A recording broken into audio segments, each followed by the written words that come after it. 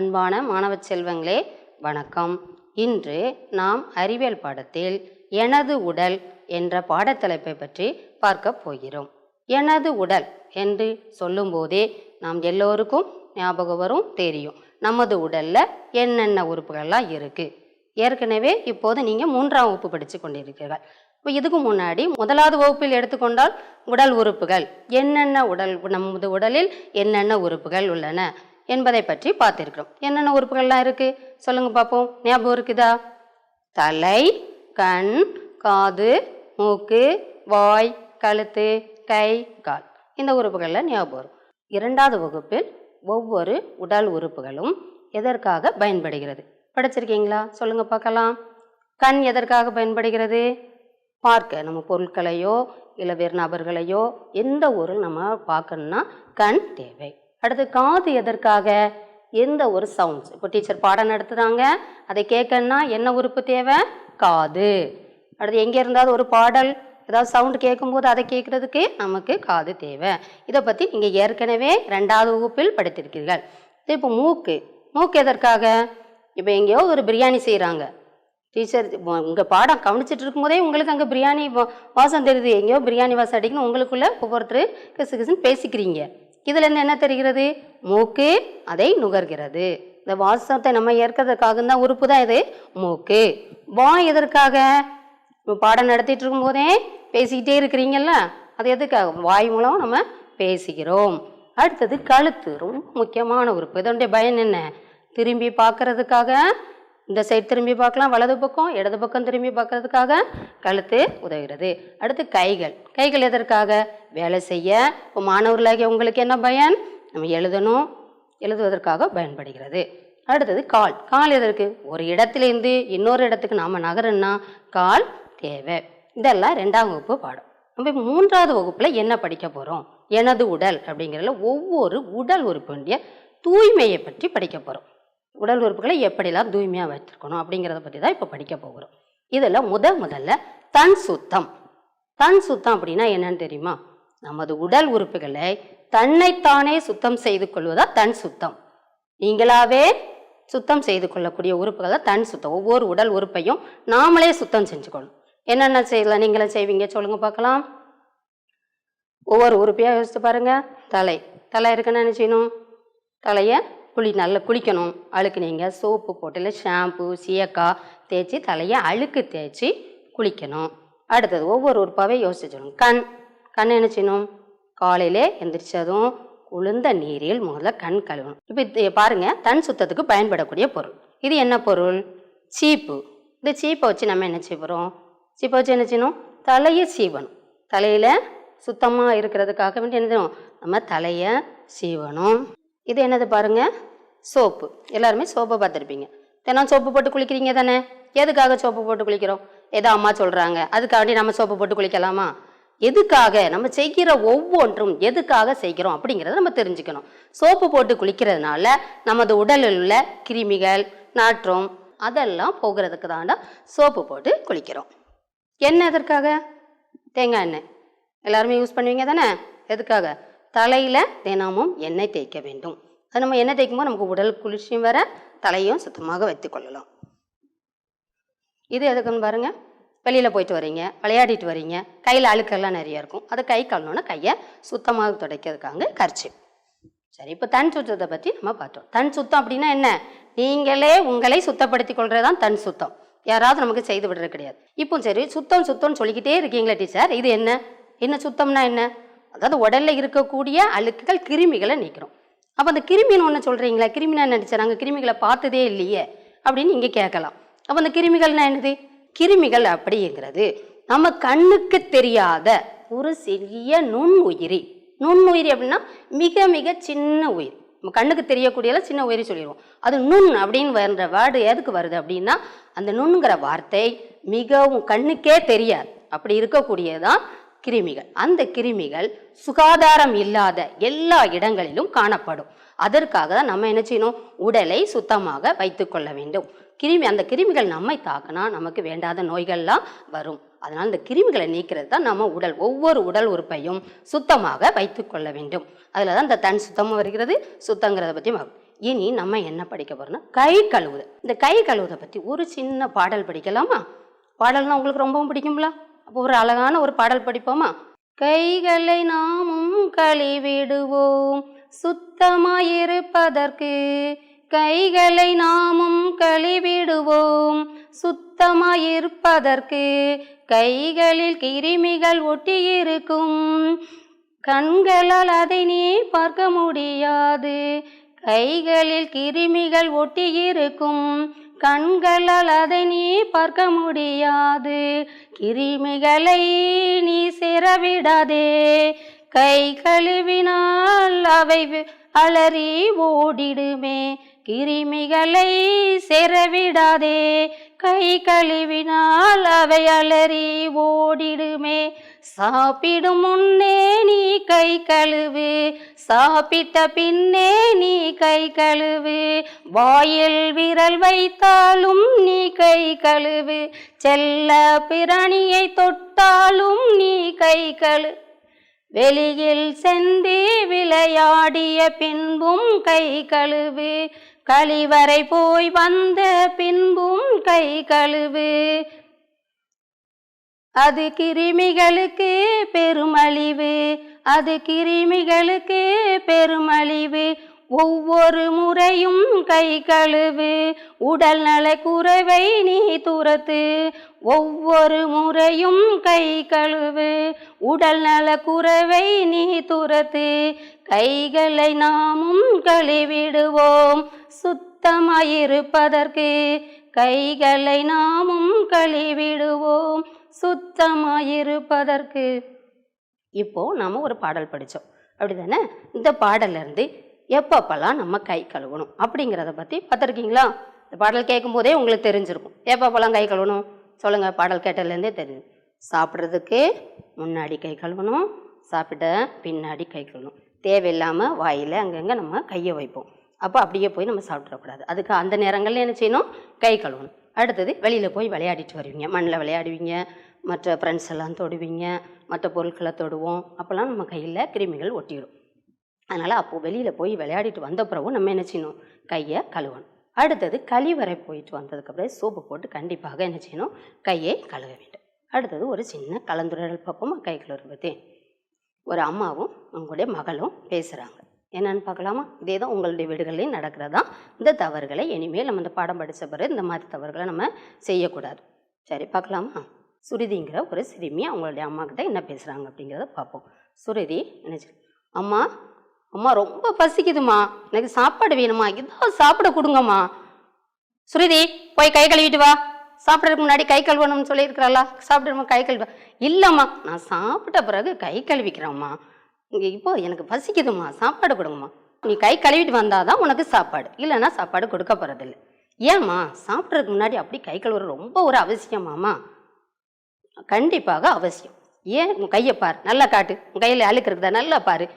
கையில் அழுக்கு இருக்குதா, தெரியுதா உனக்கு? எங்கெல்லாம் அழுக்கு இருக்கு? பரல் கடையில் இருக்குதா, நகத்து கடையில் அழுக்கு இருக்கு, தெரியுதா? போய் கழுவி. இதனால தான் சாப்பிட்றதுக்கு முன்னாடி கை கழுவுன்னு சொல்கிறது அதுக்கு தான். போய் கை கழுவிட்டு வா, சாப்பாடு தர. சரிம்மா, எனக்கு இப்போ புரிஞ்சுக்கிட்டு நான் கை கழுவிட்டு வராமா? சரிம்மா, கை கழுவிட்டேன். இப்போ உட்காரு, உனக்கு புரியுதா? எப்போ சாப்பிட்றதுக்கு முன்னாடி கை கழுவுடைய அவசியம் புரியுதா? சரி, நீ சாப்பிடலாம், உட்காரு, நான் சாப்பாடு தரேன். சரி, இந்த இவங்க அம்மாவும் மகளும் பேசினாலும் உங்களுக்கு என்ன தெரிஞ்சுக்கிட்டீங்க? சாப்பிட்றதுக்கு முன்னாடி ஏன் கை கழுவணும்? அதில் வெளியில் போயிட்டு வரும்போது நமக்கு என்ன செய்யும்? கை கடையிலலாம் மண்ணெல்லாம் அள்ளி விளையாடுவோம், நிறைய பொருட்களை வச்சு விளையாடுவோம். அப்படிலாம் இருக்கும்போது என்ன ஆகும்? அந்த கிருமிகளை நம்ம வயிற்றுக்குள்ளே அப்படியே சாப்பிடும்போது, அதாவது சாப்பிட்றோம், எச்சு இருக்குது, அதனால் சாப்பிட்ட பிறகு தான் கை கழுவணும் அப்படிலாம் நினைக்கக்கூடாது. சாப்பிட்றதுக்கு முன்னாடியும் நீங்கள் என்ன செய்யணும்? கண்டிப்பாக கை கழுவணும். சரி, இப்போ கை கழுவுதை சொல்லிட்டோம். இந்த கை கழுவுறதை எப்படிலாம் கை கழுவணும்? கை கழுவுதலுடைய படிநிலைகள் ஒவ்வொன்றாக பார்ப்போமா? முதலில் கைகளை தண்ணீரில் நனைக்கணும். ரெண்டாவது தேவையான அளவு சோப்பு போட வேண்டும். அடுத்தது உள்ளங்கையில் தேய்க்கணும். 2 உள்ளங்கைகளையும் என்ன செய்யணும்?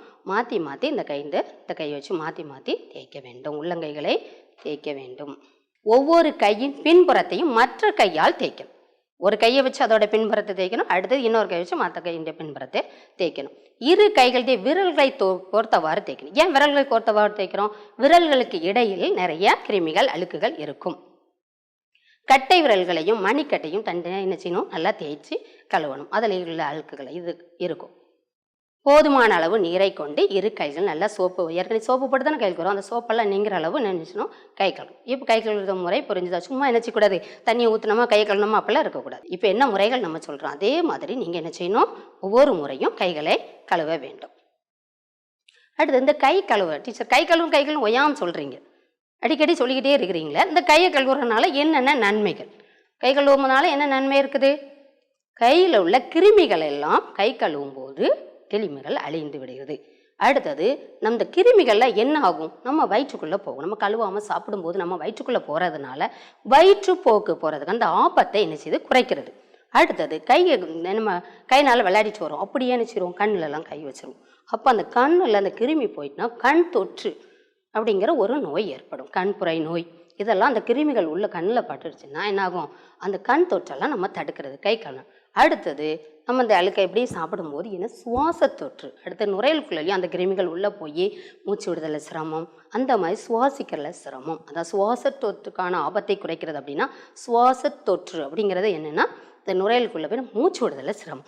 அப்படியே மூச்சு இழுக்கும்லாம் நிறைய பேர் கஷ்டமாக இருக்கும் மூச்சு விடுறது. நம்ம நார்மலாக மூச்சு விடுறதுக்கும் சுவாச தொற்று இருந்துச்சுன்னா மூச்சு விடுறதுல சிரமம் இருக்கும். இதனால தான் அந்த சுவாச தொற்றிற்கான ஆபத்தை குறைக்கிறது. அடுத்தது உங்களுக்கு ஒரு செயல்முறை கொடுக்க போகிறேன், வீட்டில் போய் நீங்கள் செய்யணும், அழகாக இருக்கும்.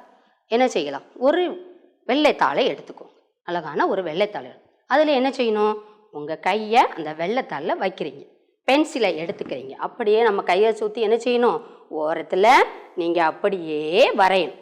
அப்போ நமக்கு ஒரு அழகான ஒரு கை வந்துடுச்சா, வரைஞ்சதும் அதில் அங்கே என்ன செய்யணும், ஒரு ரவுண்டாவோ எப்படியோ ஒரு என்ன செய்யணும், கிருமிகள் படத்தை வரைகிறீங்க. அடுத்தது அந்த கிருமிகளுக்கு நீங்கள் என்ன செய்யணும், கலர் அடிக்கிறீங்க, வண்ணம் தீட்டணும். வண்ணம் தீட்டினா கையில் கிருமிகள் இருக்கக்கூடிய படம் வந்துடும். இதுலேருந்தே உங்களுக்கு தெரியுதா, கையில் கிருமிகள் இருக்கும், அப்போ கிருமிகள் இல்லாமல் நம்ம கையை கழுவணும். இது அந்த கிருமிகள் நிறைந்த கைக்கான ஒரு ஆக்டிவிட்டி, ஒரு செயல்முறை. நீங்கள் அதை ஒரு வெள்ளை பேப்பரை எடுத்து இதே மாதிரி செய்து கலர் அடித்து கொண்டு வரும். அடுத்தது ஒரு பனித்தாள் ஒன்று இருக்குது, அதில் உங்கள் நேமை எழுதுறீங்க, உங்களுடைய பெயர் எழுதணும். அந்த கிருமிகள் சம்மந்தமாக இப்போ படித்தோம்லா, கிருமிகள்லாம் என்னென்னலாம் படித்தோம்லா, அதுக்கான ஒரு பனித்தாள். அதை நீங்கள் என்ன செய்றீங்க, நிரப்பிட்டு வரீங்க. உங்களுடைய பெயருங்கிற இடத்துல என்ன செய்யணும், உங்கள் பெயரை எழுதுறீங்க. அடுத்தது கிருமிகள் மனிதர்களுக்கு நோய்களை ஏற்படுத்துமா, 2 பாக்ஸ் இருக்குதா, 2 முகம், ஆமாம் இல்லையா அப்படிங்கிறதுல நீங்கள் என்ன செய்யணும், டிக் பண்ணணும், ஆம். அடுத்தது கிருமிகளை பார்த்திருக்கிறாயா, அதுலேயும் ஆம் இல்லை அப்படின்னு 2 விடை இருக்குது, அதில் நீங்கள் எது பதிலோ அதை கொடுக்கணும். கிருமிகளை பார்த்துருக்கிறீங்களா, யாராவது பார்த்துருக்கீங்களா, இல்லை. ஏன் கிருமிகளை நம்ம பார்க்கல, அது கண்ணுக்கு தெரியாத நுண்ணுயிரி, படிச்சுட்டு வரோம்ல. அவங்க கிருமிகளை பார்த்துருக்கிறாங்கன்னா அது என்ன, இல்லையில டிக் பண்ணணும். அடுத்ததுக்கு 2 கொஸ்டின் இருக்குது பாருங்கள். கிருமிகள் எங்கே காணப்படுகின்றன, கிருமிகளை எங்கெல்லாம் பார்க்குறோம், காற்று, நீர், மற்றும் வேற எங்கே, விரல் இடுக்குகளில், விரல் இடைவெளிகளில் கிருமிகள் இருக்கும். கிருமிகள் பரவாமல் இருக்க நீ என்ன செய்வா, இந்த கிருமிலாம் பரவாமல் இருக்குன்னா என்ன செய்யணும், கைகளை கழுவ வேண்டும். அடுத்தது கழிவறை போயிட்டு வந்த பிறகு நம்ம என்ன செய்யணும், கைகளை கழுவ வேண்டும். இந்த 2ஐயும் நம்ம நல்லா செய்தோம்னா கிருமிகள் பரவுறதுக்கு, நம்ம உடம்புல பரவுறதுக்கு வாய்ப்பு இல்லை. அடுத்தது கொஞ்சம் சிந்திக்கலாமா, இவ்வளோ நேரம் பாடம் படிச்சிருக்கோம்ல, கை கழுவுறது சுத்தத்தை பற்றி படிச்சிருக்கோம்ல, சிந்திக்கலாமா. பிரீத்திங்கிற சிறுமி அடிக்கடி நகம் கடிக்கிறாள், இது நல்ல பழக்கமா, உங்களில் நிறைய பேர் இதே இதை செய்வீங்க, ஆனால் இது நல்ல பழக்கமா, நம்ம செய்யலாமா, நல்ல பழக்கமா இல்லை. காரணம் என்ன, இதற்கான காரணம், இப்போ நகை இருக்குது, நகத்தை அப்படியே கடிக்கிறீங்க, அப்படி தானே, வாய்னால தானே கடிப்பீங்க நகத்தை, ஆனால் கண்டிப்பாக நம்ம என்ன செய்யணும், கட் பண்ணணும். ஆனால் இது வாய்னாலே இப்படியே கடிக்கிறது. இதை கடிக்கிறதுனால என்ன ஆகும், அந்த விரலுக்கு அந்த நகத்துக்கு இடையில நிறைய அழுக்குகள், அந்த அழுக்கள் மூலமாக அந்த கிருமிகள்லாம் என்ன ஆகும், நம்ம வயிற்றுக்குள்ளே போய் உடல் உபாதைகள், நிறைய நோய்களை உண்டு போகணும். ஃபஸ்ட்டு வயிற்றுப்போக்கு அதான் உண்டு பண்ணணும், அதுக்கு அடுத்ததான் மற்ற நோய்கள்லாம். அதனால நகம் கடிக்கிறது தவறு, இதை பழக்கத்தை நீங்களும் செய்யக்கூடாது. அடுத்தது அருண் என்ற சிறுவன் முறையாக கை கழுவாமல் உணவு சாப்பிடுகிறான், அவங்க அம்மா கொடுக்குற சிற்றுண்டிலாம் சாப்பிடுகிறான், இதெல்லாம் சரியா, தவறு. ஏன், காரணம் என்ன சொல்லுங்க பார்க்கலாம், படிச்சிருக்கிறோம்ல, கை கழுவாமல் சாப்பிடுகிறோம், அதுதான் கை கழுவாமல் சாப்பிட்றதுனால என்ன ஆகும், கை இடுக்குகள்லாம் அழுக்கு இருக்கும், நம்ம வெளியில் விளையாடிட்டு வர்றோம், அதனால எல்லா அழுக்குகளும் கையுடைய இடுக்குகள்லாம் இருக்கும். அதனால அதை அப்படியே உணவு சாப்பிடும்போது அந்த கிருமிகள்லாம் நம்ம வயிற்றுக்குள்ளே போய் நமக்கு வேண்டாத நோய்களை உண்டாக்கும். சரி, இப்போ கை கழுவுறதை பற்றி பார்த்தோம்ல. இந்த கை கழுவுறதுக்காக ஆண்டுதோறும் ஒரு நாள் கொண்டாடுறாங்க. என்னைக்குன்னு தெரியுமா உங்களுக்கு? உலக கை கழுவும் தினம் அக்டோபர் 15. ஒவ்வொரு ஆண்டும் அக்டோபர் 15ஆம் நாள் உலக கை கழுவக்கூடிய தினம் கொண்டாடப்படுகிறது. நம்ம பள்ளிக்கூடத்துலேயே வருஷந்தோறும் நம்ம ஸ்கூலில் நினச்சிரும் பள்ளிக்கூடத்தில் கொண்டாடுறோம்ல, கை கழுவி எல்லாத்தையும் கை கழுவ வச்சு அந்த விழாவை அன்னைக்கு கொண்டாடுகிறோம்.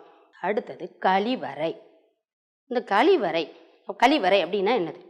நம்மளுடைய உடலில் உள்ள வேண்டாத கழிவுகளை நீக்கக்கூடியதான் கழிவு. அந்த கழிவை அதுக்குன்னு ஒரு அறை, கழிவறை. அதில் போய் அந்த கழிவறை பயன்படுத்தும் போது அந்த வேண்டாத கழிவுகள், மலம் கழிக்கிறது, அதெல்லாம் செய்கிறோம். ஆனால் உலகில் 100 கோடிக்கு மேலே இருக்கக்கூடிய வீடுகளில் கழிவறையே இல்லை. கழிவறை இல்லை அப்படின்னா அவங்க என்ன செய்கிறாங்க? திறந்த வழி கழிப்பறையை பயன்படுத்துகிறாங்க. பக்கத்தில் இருக்கிற காடுகளில் அங்கெல்லாம் போய் மலம் கழிக்கிறாங்க. இதனால் அந்த கழிவினாலே இந்த நிலமும் முதல்ல மாசுபடுகிறது, நிலத்தடி நீர் மாசுபடுகிறது, குடற்புழு நீக்க நோய் ஏற்படுகிறது. இந்த குடற்புழுனால் சிறுவர்களுக்கு, குழந்தைங்களுக்கு நோய் தொற்று ஏற்படுது. குடற்புழு நீக்க நோய் அப்படிங்கிற தொற்று ஏற்படுது. எதனால்? திறந்த வழியில் மலம் கழிக்கிறனால. கழிவறையை பயன்படுத்துவதன் அவசியம். நம்ம கழிவறையை பயன்படுத்துகிறோன்னா காலரா போன்ற நோய்கள் தடுக்கப்படுகிறது. இது நமக்கு நன்மை அளிக்கிறது, வசதியாகவும் இருக்குது. அடுத்தது பாதுகாப்பானது. இப்படி கழிவறையை பயன்படுத்த இதுக்காக ஒரு தினம் கொண்டாடுறாங்க. உலக கழிவறை தினம் நவம்பர் 19 அன்று கொண்டாடப்படுகிறது. ஒவ்வொரு ஆண்டும் உலக கழிவறை தினம் நவம்பர் 19 அன்று கொண்டாடப்படுகிறது. திறந்த வழி கழிப்பிடத்தின் விளைவுகள். திறந்த வழியில் மலம் கழிக்கிறதுனால என்ன ஆகுறதுங்கிறத பார்க்க போகிறோம். நீரின் வழியாக பரவும் நோய்கள்லாம் பரவும். எப்படி நீரின் வழியாக பரவும் நோய் போகும்? ஏன்னா திறந்த வழியில் மலம் கழிக்கிறாங்க. அடுத்தது அப்படியே மழை பொழியும் போது என்னாகும்? அந்த மலங்கள்லாம் அரிச்சிட்டு தண்ணியில் அரிச்சிட்டு போய் நீர்நிலைகளை போய் சென்றடையும். அதனால் நோய்கள், அதில் கிருமிகள்லாம் தண்ணியில் கலந்து நாம் தண்ணியை குடிக்கும்போது அந்த வழியாக நமக்கு நோய்கள் பரவுகிறது. அடுத்து பூச்சிகள் வழியாக பரவும் நோய்கள். பூச்சிகள் வழியாக எப்படி? திறந்த வழியில் போய் ஒருத்தன் மலம் கழிக்கிறான். இந்த ஈக்கள் அதில் போய் என்ன செய்யும்? உட்காந்துட்டு நேராக அந்த ஈ எங்கே போகும்? நேராக எங்கேயாவது போய் நம்ம சாப்பிட்டுட்டு இருக்கக்கூடிய உணவில் திறந்து இருக்கிற உணவில் உட்காரும். அந்த உணவை நம்ம சாப்பிடும்போது அது வழியாகவும் நோய்கள் பரவுகிறது. அடுத்தது சுற்றுச்சூழல்லாம் மாசு அடைகிறது. அதில் உள்ள மலத்தில் உள்ள நிறைய கிருமிகள் நிறைய இருக்கும், கண்ணுக்கு தெரியாது. அந்த கிருமிகளை காற்று மூலமாக பரவி சுற்றுச்சூழல் மாசடைகிறது. அடுத்தது குடற்புழுக்களை வெளியேற்ற நாம் என்ன செய்ய வேண்டும்? திறந்த வழியில் மலம் கழிக்கிறனால குடற்புழு நீக்க நோய் வருது. அந்த குடற்புழை நம்ம வெளியேற்றணும் அப்படின்னா நாம் என்ன செய்யணும்? நாம் இந்த பழக்கத்தை கடைப்பிடிச்சோம்னா இந்த குடற்புழுக்கள் இருக்காது. கழிவறையை பயன்படுத்த வேண்டும், ஒன்று. அடுத்தது திறந்த வழியில் மலம் கழிப்பதை தவிர்க்க வேண்டும். மூன்றாவது, கழிவறையை பயன்படுத்திய பிறகு கைகளை சோப்பு கொண்டு கழுவ வேண்டும். கை கழுவுறதுல சொல்லியிருக்கோம்ல, கழிவறை பயன்படுத்திய பிறகு சோப்பு கொண்டு கைகள். இவ்வாறு செய்தால் நாம் நலமாக வாழலாம். தேசிய குடற்புழு நீக்க தினம் பிப்ரவரி 10ஆவது நாள் கொண்டாடப்படுகிறது. அடுத்தது, இந்தியாவின் தலைநகரான புதுடில்லியில் 1992 முதல் சுலப் பன்னாட்டு கழிப்பறை அருங்காட்சியகம் செயல்பட்டு வருகிறது. இங்கு கிமு 3000 முதல் 20ஆம் நூற்றாண்டின் இறுதி வரை உலகின் 50 நாடுகளில் பயன்படுத்தப்பட்ட கழிவறை மாதிரிகள் காட்சிப்படுத்தப்பட்டன. இதில் நீங்கள் தெரிஞ்சுக்கொள்றீங்கன்னா, இந்தியாவுடைய தலைநகர் எனது புதுடில்லி. அங்கே 1992 முதல் சுலப் பன்னாட்டு கழிவறை அருங்காட்சியகம் அப்படிங்கிற ஒரு நிறுவனம் செயல்படுகிறது. இங்கே கிமு 3000லேருந்து 20ஆம் நூற்றாண்டின் இறுதி வரை ஒரு 50 நாடுகளில் உள்ள கழிவறை மாதிரிகள் நம்ம பார்த்துருப்பீங்க. நீங்கள் அந்தளவுக்கு மாதிரிகள் நிறைய பார்த்துருக்க மாட்டீங்க. அந்த மாதிரிகள் ஒவ்வொரு நாடுகளையும் வெவ்வேறான கழிவறை வைத்திருப்போம். அந்த மாதிரிகள்லாம் வச்சு அங்கே காட்சிப்படுத்தியிருக்காங்க. அடுத்தது, குளிக்கிறத பற்றி. ஏன் குளிக்கிறதுனால என்ன ஆகுது? எதுக்காக குளிக்கணும்? காலையிலே ஸ்கூல் போனோம், அம்மா குளிக்க சொல்கிறாங்க, அதனால் நாங்கள் குளிக்கிறோம் டீச்சர், அப்படி தானே? கண்டிப்பாக எதுக்காக குளிக்கிறோம்? நம்ம உடலை தூய்மைப்படுத்தணும். நம்ம உடலில் தினமும் வேர்க்குது, அப்படியே வேர்க்குது. அடுத்தால அந்த வேர்வை ஈரத்தில் என்னாகும்? தூசிகள் ஒட்டிக்கும். நீங்கள் வெளியிலலாம் போகிறீங்க, காற்றுலலாம் தூசிகள் நிறைய இருக்குது, இந்த மாசுகள்லாம் ஒட்டியிருக்கும். இப்போ நம்ம குளிக்கும் போது தான் நமது உடல் என்னாகும்? சுத்தமாகும். குளிக்கிற நாள் தான் சோப்பு போட்டு நம்ம குளிக்கணும், அழுக்கு, அந்த வேர்வையோட நாற்றம் இதெல்லாம் போயிடும். அடுத்தது, நோய் தொற்று. நீங்கள் விளையாடிட்டு வரீங்க, அடுத்து யாருக்காவது ஒரு நோய் இருக்கும், அவங்களது ஒரு கிருமிகள் உங்கள்கிட்ட தொற்று இருக்கலாம். அது நம்ம நல்லா குளிச்சிட்டோன்னா என்னாகும்? அந்த நோய் கிருமிகள்லாம் அந்த சோப்பு போடுறதுனால மட்டும் ஏன் அந்த நோய் தொற்றுலாம் போகிறது அப்படின்னு நீங்கள் ஒரு கேள்வி கேட்கலாம். எதுக்காக? அந்த சோப்பில் ஒரு வேதிப்பொருள் கிருமிகளை அழிக்கக்கூடிய வேதிப்பொருள் கலந்துருக்கிறதுனால அது நம்ம அந்த கிருமிகளை என்ன செய்யும் அழித்து விடும். அந்த நுண்ணுயிரிகள் வந்து அந்த வேதிப்பொருள்னாலே அது செத்து போயிடும். அப்போ நம்ம குளிக்கும்போது நமக்கு சுத்தமாக நோய் தொற்றும் இருக்காது. அடுத்தது நல்லா தேய்ச்சி குளிக்கிறோம், அப்படி தானே? குளிக்கும்போது கை கால் எல்லா இடம் தேய்ச்சி குளிக்கும்போது நம்மளை உடம்புல தோலுக்கு அடியில் நிறையா இரத்த நரம்புகள் இருக்கும். பார்ப்பீங்களே, கையிலே ரத்தம் ஓடுது, நரம்புகள்லாம் தெரியுது அப்படின்னு பார்ப்பீங்களே, அதில் வந்து ரத்தம் ஓடுது. அந்த இரத்த நரம்புகள்லாம் தூண்டப்படுகிறது. இப்போனா வேகமாக சீராக அந்த ரத்தம் ஓடும். நம்ம நல்லா தேய்ச்சி சோப்பு போட்டு குளிக்கிறனால இரத்த ஓட்டம் சீராக ஓடும். அடுத்தது, இப்போ நம்ம சோப்பு போட்டு தான் குளிக்கிறோம். அந்த காலத்தில் உங்கள் தாத்தாவோ பாட்டிட்டியோ நீங்கள் கேட்டிங்கன்னா அவங்க சோப்பு போட்டு குளிச்சிருப்பாங்களா? கேட்டு பாருங்கள், கண்டிப்பாக இல்லை. அப்போல்லாம் என்ன செய்வாங்க, பூவந்தி மரம்னு ஒரு மரம் இருக்குது, அதனுடைய பழத்தில் சல்போனின் அப்படிங்கிற ஒரு வேதிப்பொருள் இருக்கிறனால அது சோப்புக்கு பதிலாக பயன்படுத்துகிறாங்க. அடுத்தது, இந்த உலக சுகாதார தினம் ஆண்டுதோறும் ஏப்ரல் 7ஆம் நாள் கொண்டாடப்படுகிறது. அடுத்தது, இப்போ குளிக்கிறோம், இந்த குளியல் அறையில் குளிப்பாங்க நிறைய பேர். குளியல் அறை ரூம், குளிக்கிறதுக்குன்னே ஒரு அறை இருக்கும். அந்த அறையில் வந்து என்னென்ன பின்பற்ற வேண்டிய பாதுகாப்பு வழிமுறைகள், சும்மா இஷ்டத்துக்கு குளித்தோமா அந்த சோப்பாங்க போட்டோமா அது இங்கே வச்சோமா அப்படின்னு இருக்கக்கூடாது. என்ன செய்யணும், அங்கே போய் தண்ணியில் விளையாடக்கூடாது. நீங்களாம் சின்ன குழந்தைங்க அப்படி தானே, சும்மா இஷ்டத்துக்கு தண்ணி கோரி ஊற்றி தண்ணியிலலாம் விளையாண்டா என்னாகும், தேவையில்லாத நோய்கள் வந்துடும், சளி பிடிச்சிரும், அப்படி தானே? அதனால் தண்ணீரில் நம்ம சொல்ல இஷ்டத்துக்கு விளையாடக்கூடாது. குளிக்க சொன்னாங்கன்னா கரெக்டாக நம்ம என்ன செய்யணும், குளிச்சுட்டு வரணும். அடுத்தது, வீட்டில் வந்து அம்மாவோ அப்பாவோ என்ன சேவிங் மிஷின் வச்சுருப்பாங்க. சேவிங் மிஷின் உங்களுக்கு தெரியுங்களா? அடுத்து சேவிங் மிஷின் பிளேடு இருக்கும், அடுத்து கத்தி இருக்கலாம், நெயில் கட்டர் வச்சுருப்பாங்க, கத்திரிக்கோள் வச்சுருப்பாங்க. இப்போ இதெல்லாம் நீங்கள் எடுத்துக்கோங்க. அம்மா அப்பா தெரியாமல் என்ன செய்யக்கூடாது, எடுத்து விளையாடக்கூடாது. அடுத்து போய் வெந்நில தான் குளிக்கிறீங்க, வெந்நில குளிக்க சொல்கிறாங்கன்னு சொல்லிட்டு என்ன செய்யக்கூடாது, நீங்களாகவே உங்கள் இஷ்டத்துக்கு குளிக்கக்கூடாது.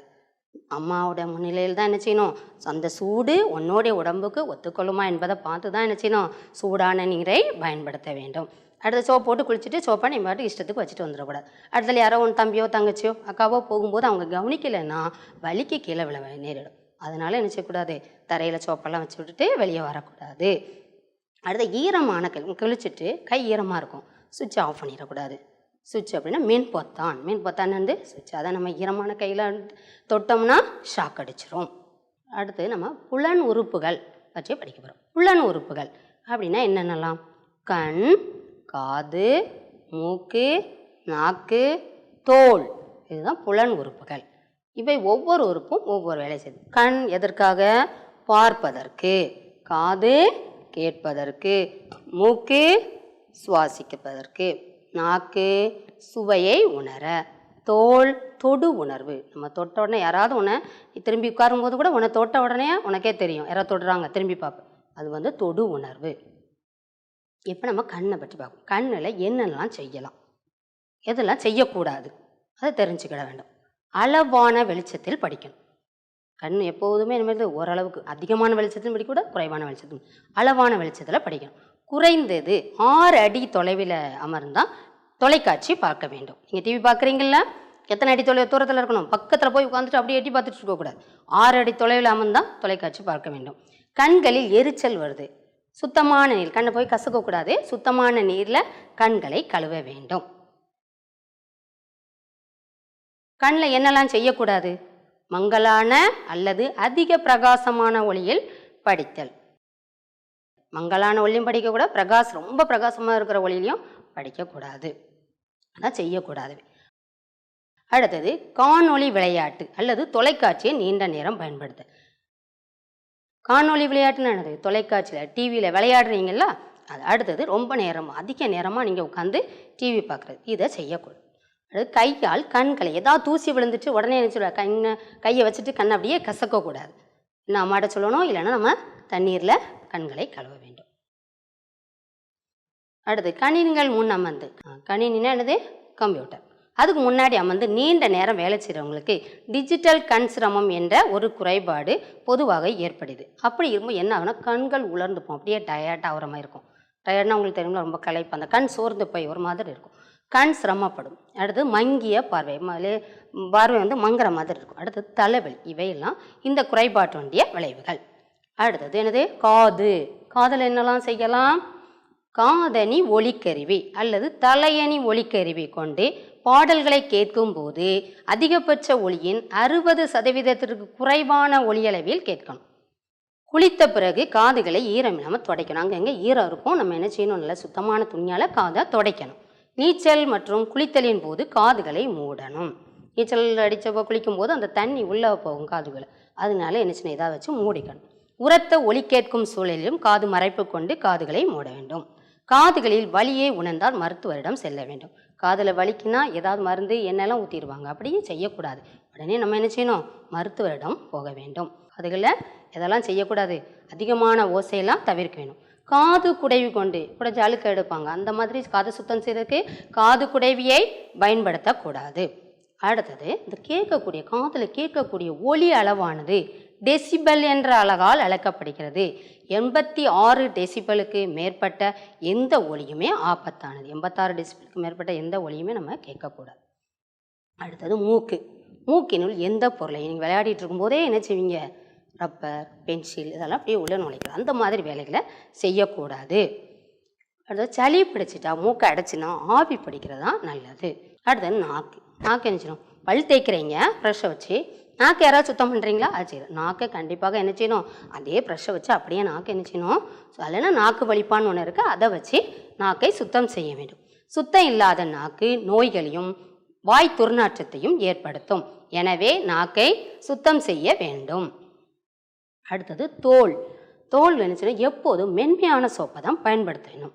தோலை உலர்வாகவும் சுத்தமாகவும் இருக்கணும். எப்போ தண்ணி இந்த வேர்வெல்லாம் அப்படி இருக்குது அப்படியே வச்சுக்கூடாது, ஏன்னா அதில் வந்து கிருமிகளோ காற்றில் உள்ள இந்த கிருமிகள்லாம் ஒட்டிக்கணும், அழுக்கெல்லாம் ஒட்டிக்கணும். அதனால் தோல் அப்படியே வேர்த்துச்சுன்னா நம்ம நினச்சி நல்லா தொடச்சி ஈரம் இல்லாமல் வச்சுக்கணும்.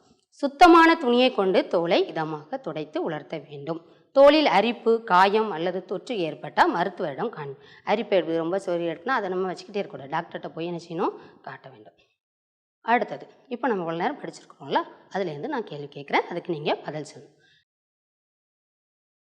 நீண்ட நேரம் காணொளி விளையாடுவதையும் தொலைக்காட்சி பார்ப்பதையும் தவிர்க்க வேண்டும். சரியா தவறா? சரி. உரத்த ஓசைகளை தவிர்க்கவும். சரி. மூக்கினுள் ஏதேனும் ஒரு பொருளை நுழைத்து சுத்தம் செய்யாதீர்கள்.